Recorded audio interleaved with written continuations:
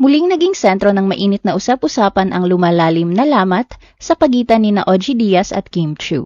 Ang matagal ng bulong-bulungan tungkol sa kanilang malamig na ugnayan ay muling umingay matapos ang magkakasunod na insidente sa telebisyon, aktwal na pagkikita at social media na nagdulot ng mas malawak na diskusyon sa publiko.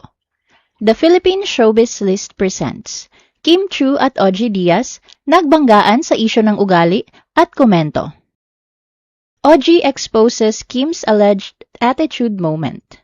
Nagsimula ang buong usapin sa isang live episode ng It's Showtime kung saan naging viral ang biglaang reaksyon ni Kim matapos siyang biglang mabigla sa isang biro sa segment. Dahil sa gulat nang makita si Lotus Feet, napasigaw siya sa pangalan ni Riza May Dizon. Ang insidenteng ito ay agad na kumalat online at naging viral.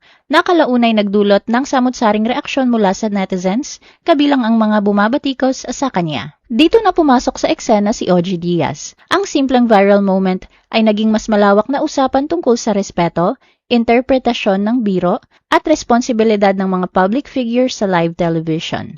Bilang isang showbiz reporter, ginawang content ni OG sa kanyang programang Showbiz Update noong June 28 ang pambabatikos na ito ng publiko kay Kim. Sinakyan at tinalakay ng kanyang kampo ang issue at nagbigay ng sariling obserbasyon sa naging reaksyon ng publiko.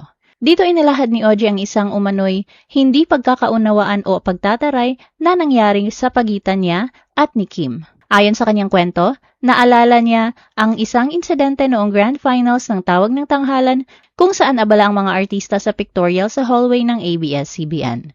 Nandoon din siya kasama ang kanyang asawa at anak at kalalabas lamang nila mula sa isang dressing room kung saan nakipag-usap sila kay Vice Ganda. Paglabas nila, nagkasalubong sila ni Kim habang ito ay nasa gitna ng pictorial. Nagkatinginan umano sila ng malapitan at inasahan niyang simpleng pagbati ang mangyayari. Gayunman imbis na hello, sinabi umano ni Kim ang, "Buti naman pinapasok kayo," habang may alanganing ekspresyon. Dahil dito agad siyang sumagot ng, "Bakit, bawal ba?" bago sila nagkanya-kanyang lakad. Ayon kay OG, nagulat din ang kanyang asawa sa naging pahayag ni Kim at nagtaka kung bakit ganoon ang tono nito. Lalo na't maaari naman daw siyang dedmahin kung may issue. Idiniin din ni OG na nainis siya sa naturang pangyayari dahil kasama niya ang kanyang pamilya. At kung may sama ng loob man daw si Kim, mas mainam sana kung hindi na lang siya pinansin. Inamin din niya na may nauna ng lamat sa pagitan nila matapos umano niyang banggitin noon na tinanggihan siya ni Kim para sa isang exclusive interview.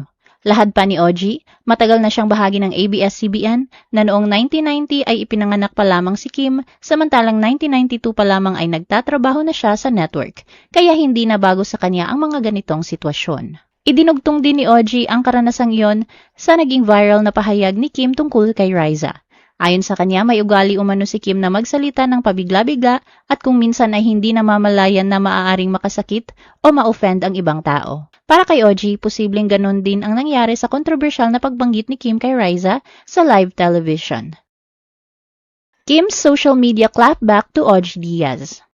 Hindi natapos sa hallway ng ABS-CBN ang tensyon ni OG at Kim dahil dinala na rin ito ni Kim sa social media platform na X upang ipakita ang kanyang saloobin. Noong hapon ng June 29, sunod-sunod na nirepost ni Kim ang mga mensaheng itinuturing ng marami na patama kay OG. Una niyang nirepost ang isang matapang na pahayag mula sa isang fan account na tahasang nagsabing makapal ang mukha ni OG sa pag-aakalang babatiin at magiging magaan pa rin ang pakikitungo sa kanya ni Kim. Gayong umano'y matagal na itong nagbibigay ng mga negatibong komento tungkol sa aktres at sa kanyang mga proyekto. Ginamit din sa naturang post ang tanyag na linyang "Respect begets respect", kasabay ng pag-question kung bakit dapat igalang ang senyoridad ni OG sa industriya mula pa noong 1992 kung, ayon sa fan, hindi naman niya ito karapat-dapat makuha mula sa kampo ni Kim. Sunod namang nirepost ni Kim ang isa pang mensahe ng fan na nagpahayag ng paghanga sa kanyang katatagan sa pagharap sa mga kontrobersya sa industriya. Iginiit ng fan na anuman ang kahinatnan ng issue ay mananatili silang sumusuporta kay Kim at handang ipagtanggol siya laban sa kanyang mga kritiko. Binigyang diin din sa naturang post na lumaki si Kim bilang isang matatag na babae, bagay na tila kinilala rin ni Kim sa kanyang pag-repost bilang pagpapakita na handa niyang panindigan ang kanyang mga naging aksyon dahil buo ang suporta ng kanyang fandom.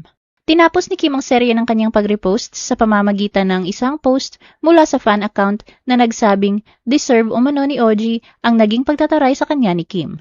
Ayon sa naturang mensahe, minsan na umanong tinulungan ni Kim si OG noong wala pa itong masasakyan, ngunit sa halip na suklian yon ng kabutihan ay patuloy umano siyang sinisiraan matapos hindi mapagbigyan ang kanyang hiling na magkaroon ng exclusive interview kay Kim. Iginiit din ng fan ang mga kilos at pahayag ni OG ay hindi karapat-dapat igalang at sa halip ay siya pa umano ang dapat magpasalamat kay Kim dahil madalas itong nagagamit ang pangalan ng aktres sa kanyang mga showbiz content. Samantala, ang serye ng mga pag-repost ni Kim ay ikinagulat ng ilang netizens dahil sa halip na manahimik ay tila lalo pa niyang pinainit ang umiiral na hidwaan nila ni OG. Para sa ilan, nagsilbi itong malinaw na pagpapakita ng kanyang paninindigan at indikasyon na hindi niya ikinababahala ang naging pahayag niya noon kay OG sa hallway, habang nananatili ang kanyang pagkadismaya sa mga komentaryo at ulat na inilabas laban sa kanya.